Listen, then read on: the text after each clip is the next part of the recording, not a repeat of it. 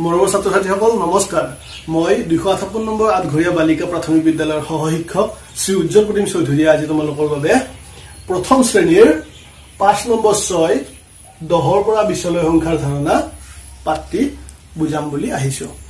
আশা কৰোঁ তোমালোকে এই পাঠটি ভালকৈ বুজিবলৈ চেষ্টা কৰিবা আৰু ইয়াৰ লগত দিয়া পিছৰ গৃহ কাৰ্যখিনি কৰিবলৈ চেষ্টা কৰিবা।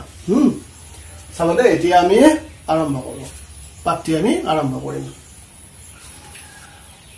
তোমালোকে ইয়াৰ আগতে পাঠ নম্বৰ 2 অৰ্থাৎ 2 নম্বৰ পাঠত 1ৰ পৰা 9 লৈকে সংখ্যাবিলাক শিকিছা।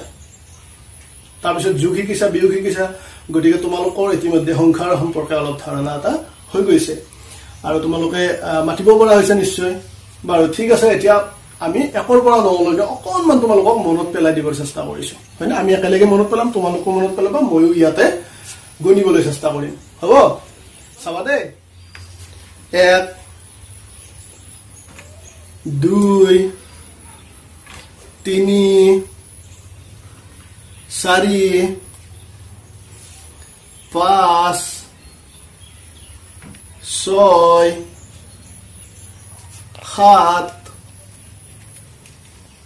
8 9 এয়া আমি 9 পালো, হয়নে? 9 ডাল পালো। এতিয়া আমি ইয়াৰ পিছৰখিনি শিকিব লাগিব। 9ৰ পিছত কি আহে তোমালোকে জানা?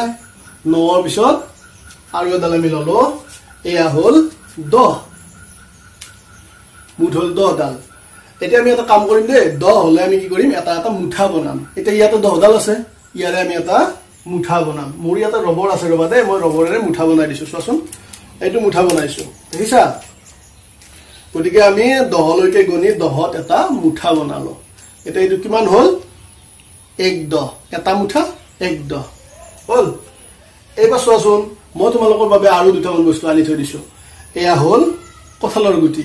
আজিকালি সহজতে পায় এই কঁঠালৰ গুটিত। চোৱা, ইয়াতো আমি 10ৰ ভাগ কৰিবলৈ চেষ্টা কৰিম। 10টাত এটা ভাগ কৰিবলৈ চেষ্টা কৰিম। চোৱাচোন কৰিম এতিয়া কেনেকে কৰিম চোৱা। 1 2 3 4 5 6 7 8 9 10। এয়া 10টাৰ এটা ভাগ হ'ল। এইটোতো আমি কৰিবলৈ চেষ্টা কৰিম। চোৱা, মই যেনেকে ইয়াতে 10টাৰ ভাগ কৰিছো, তেনেকে তোমালোকৰ ঘৰত শিলগুটি, মাৰ্বল বা ফুল লৈ 10টাৰ ভাগ কৰিবাচোন। এতিয়া আমি ইয়াতে 10টাৰ মুঠা পালো, এটা মুঠা, তাৰমানে 1 10। ইয়াৰ পিছত কি হয়? আৰু এটা ল'ব লাগিব, এডাল বঢ়াই দিব লাগিব, নহয়? এডাল বঢ়াই দিলো, 1 10 1 10 আৰু 1। তাৰমানে কি হ'ল? 1 10 1 11 হ'ল, হয়নে? চাবা দেই, ইয়াতে এইটো 1 10, এইটো 1 10, লগত আমি আৰু কিমান ললো? 1 ললো। এই যোগ চিনটো তোমালোকে চিনি পোৱাই, আগতে পাইছাই। 10টাৰ এটা মুঠা আৰু 1 10 1 হ'ল কিমান? 11। এনেকে আমি এবাৰ বঢ়াম, আৰু এবাৰ আৰু এডাল বঢ়াই ললো, 2 হ'ল, 2 ডাল ললো। 1 10 2 1 10 যোগ 2 সমান 1 10 2 12। আৰু এডাল ললো, 3 1 10 3 1 10 যোগ 3 সমান 1 10 3 13। এনেকে আমি বাঢ়ি গৈ থাকিম। ইয়াৰ পৰা আমি 1 10 4 ললো। এবাৰ চাবা, 1 10 যোগ 4 বা 1 10 4 14 হ'ল। এনেকে আমি আৰু 5 ডাল ললে কি হব? ইয়াৰ পৰা মই লৈ থাকিব পাৰিম দিয়াচোন, সময় অলপ কম, সেইবাবে গোটেই কেইডাল লৈ মই নেদেখাও। এই 5 ডাল লৈছো, ইয়াৰ পিছত 6 ডাল ল'ম, তাৰপিছত 7 ডাল ল'ম। এনেকে বাঢ়ি গৈ থাকিব। তাৰপিছত সংখ্যাবিলাক কেনেকে বাঢ়িব চাবাচোন। 1 10 যোগ 5 সমান 1 10 5 15। তাৰপিছত 1 10ৰ লগত যদি আমি আৰু এডাল লওঁ, কি হব?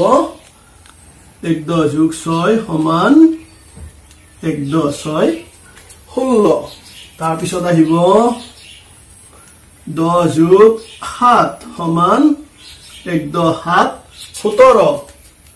তাৰপিছত চাবা দেই 1 10 যোগ 8 সমান 1 10 8 18 তাৰপিছত 10 যোগ 9 মানে 1 10 আৰু 9টা কলম ইয়াতে আমি 10টা থৈ দিছো কলম মই আগতে থৈ দিছো তোমালোকৰ কাৰণে 1 10 9 19 তাৰপিছত আহিলে এবাৰ আসলটো চাবা দে গোটেই কেইডালে লৈছো এয়া চোৱা গোটেই কেইডাল লৈছো ইয়াতে আছে 10 ডাল ইয়াতেও 10 ডাল ইয়াতেও 10 ডাল আমি আগতে কৈছো 10 ডাল হলে আমি কি কৰিম এটা মুঠা কৰিম হয়নে মই ৰবৰ ৰাখি থৈ দিছো ৰবা দে ইয়াতে আমি আৰু আকৌ এটা মুঠা বনাম হৈ গল এতিয়া আমি পালো কি 1 10 আৰু 1 10 তাৰ মানে আমি 2 10 পালো হয়নে এই কি কৰিম 1 10 লগত আৰু 1 10 পালো তাৰ মানে কিমান হল 1 10 আৰু 1 10 2 10 2 10 হে 20 এতিয়া আমি এইকেইটা সংখ্যা মাতিম এবাৰ মাতি যাম হা চোৱা 1 10 1 11 1 10 2 12 1 10 3 13 1 10 4 14 1 10 5 15 1 10 6 16 1 10 7 17 1 10 8 18 1 10 9 19 2 10 20 হলনে এতিয়া তোমালোকে কি কৰিবা এই কেইটা গোটেই কেইটা সংখ্যা তোমালোকে প্ৰতিটো সংখ্যাই 10 বাৰ কৈ লিখিবা তোমালোকে আখৰেৰে লিখিব পাৰিব লাগিব নহয় হয়নে কেতিয়াবা এই কেইটা কি অংকেৰে লিখা আছে কেতিয়াবা কি হ'ব আখৰেৰে লিখা থাকিব তেতিয়া তোমালোকে কিতাপত পঢ়ি বুজি পাব লাগিব সেইবাবে এই কেইটা আমি কি কৰিম আখৰেৰে লিখিম এটো 11 মানে আমি আখৰেৰে লিখিলে কি হ'ব এ ঘটাকাৰে খা ৰ 11 তাৰপিছত এনেকে আমি গোটেই কেইটা লিখিম তাৰপিছত আহিব 13 তাৰপৰ আহিব 14 হল তাৰপিছত আহিব 15 তাৰপিছত আহিব 16 ইয়াতে যিকেইটা বানান কেইটা আছে যোগটা কৰি তোমালোকে তাৰপিছত পাবা এইকেইটা তোমালোকে তথাপি এতিয়া মাতিবলৈ চেষ্টা কৰিবা তাৰপিছত আহিল 17 তাৰপিছত আহিল 18 তাৰপিছত আহিল 19 তাৰপিছত আহিল 20 হৈ গল এতিয়া চোৱা এয়া আমি অংকেৰে লিখা কেইটা পালো এয়া আমি আখৰেৰে লিখা কেইটা পালো এইখন গুচাই দিছো ইয়াতে এইখন আহিব চোৱা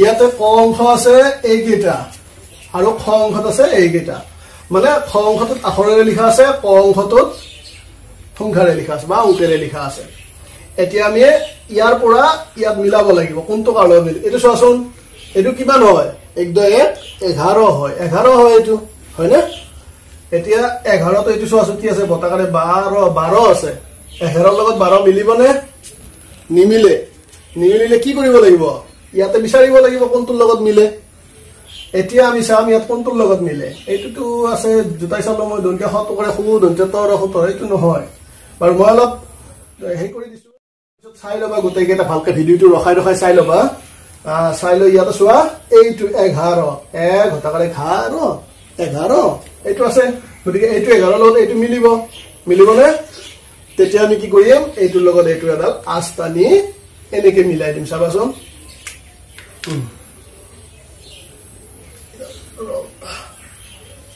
এই আসোৱা এইডাল আমি এইটোৰ লগত 11 সংখ্যাটো এইটো মিলাই দিলো না ইয়াৰ পিছত চোৱা এইটো 12 তো আগতে পাইছো ওচৰতে আছে এইটো 12 হৈ গল এইটো এনেকে মিলাই দিম এবাৰ চাবা এইডাল কাৰ চিন দি দিছো হল 12 তো ইয়াৰ লগত মিলিছে ইয়াৰ পিছত আহিল 13 14 15 16 17 18 19 20 গোটেই কেইটা মিলাব লাগে তোমালোকে ধুনিয়াকে এইটো মিলাব লাগিব বাৰু ইয়াতে মই কেইটামান মাৰ্বলৰ ছবি আঁকি দিম হা তোমালোক গণিব পাৰা নাই হেতু চাম এটা দুটা তিনিটা চাৰিটা পাঁচটা ছয়টা সাতটা আঠটা নটা দহটা 11টা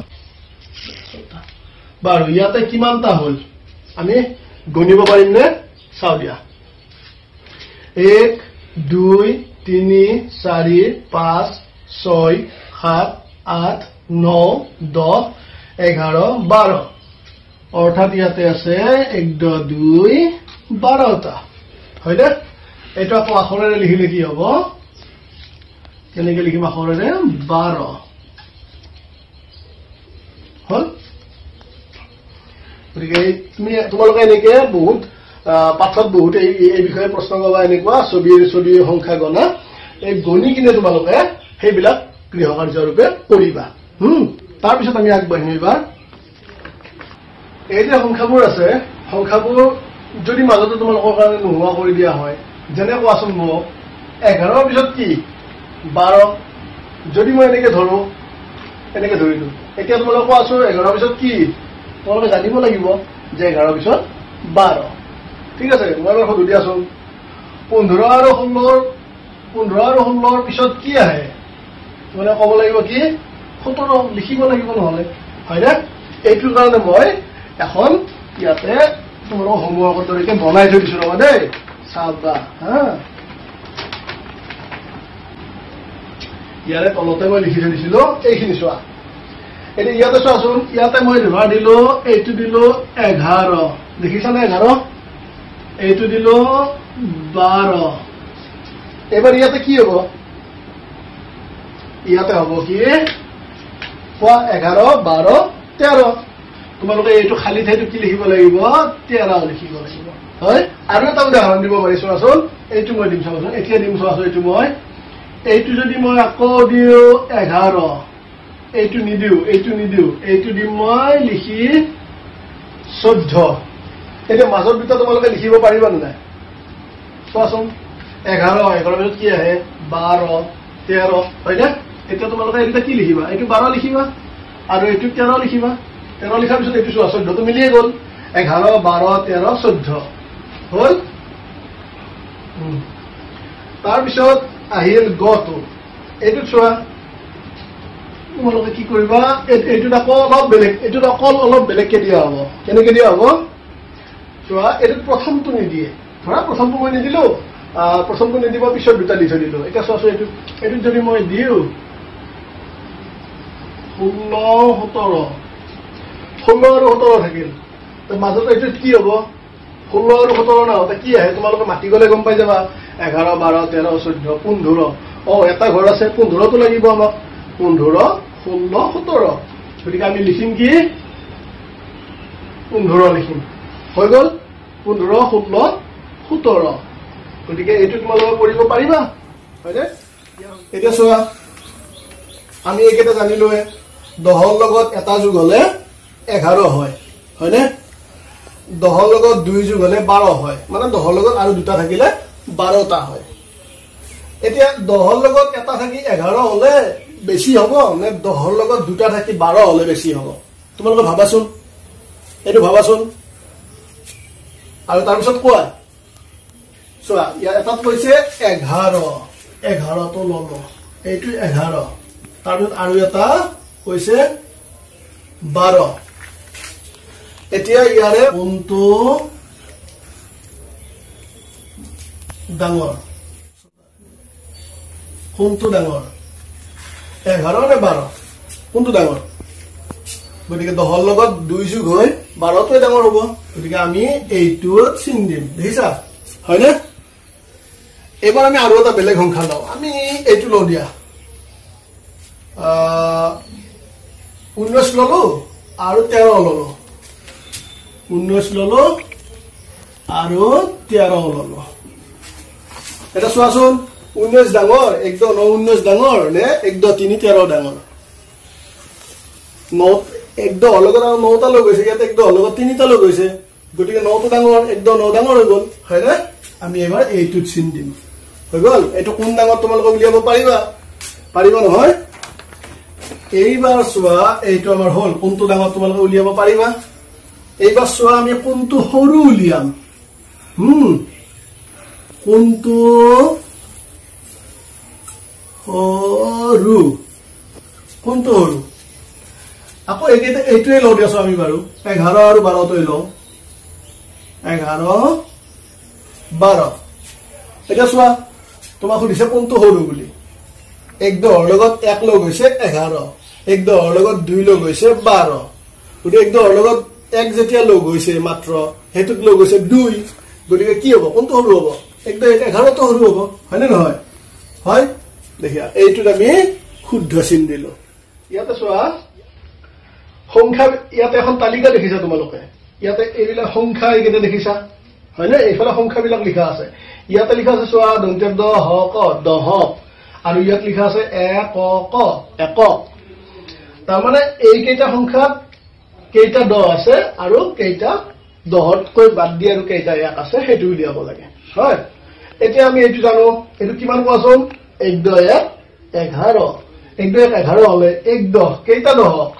এটা দহক হয় না এটা দহক আৰু কিমান আছে লগতে এই যে এইটো লৈছিলো যে এইটো এটা 10 আৰু কিমান এটা আছিল হয় না নহয় এটা আছিল 1 10 1 1 10 1 এই একটো আমি কত লিখিব লাগিব এইটো আমি ইয়াতে লিখিব লাগিব হয় ইয়াৰ পিছত চোৱা 2 নম্বৰটো চোৱা এইটো কি কৈছে 1 10 2 কৈছে 1 10 12 আছে গতিকে কেই 10 1 10 এটা মুঠা বা 1 10 আৰু এইটো কি আছে 1 10 2 আছে 1 10 2 মানে এককত কেইটা আছে দুটা এক এক আছে গতিকে এইটো কি হ'ল 1 10 2 12 দহক 1 আৰু একক হৈছে 2 এনেকে যদি এইকেইটা কৰি যাও একেবাৰে সহজ পালো তোমালোকে কলম লৈ কৰিবই নালাগে তেতিয়া বা কিবা বস্তু লৈ কৰিবই নালাগে তেতিয়া তোমালোকে একদম সহজে পাই যাবা চোৱা 1 10 3 তাৰ মানে 1 10 আৰু 3 1 10 4 1 10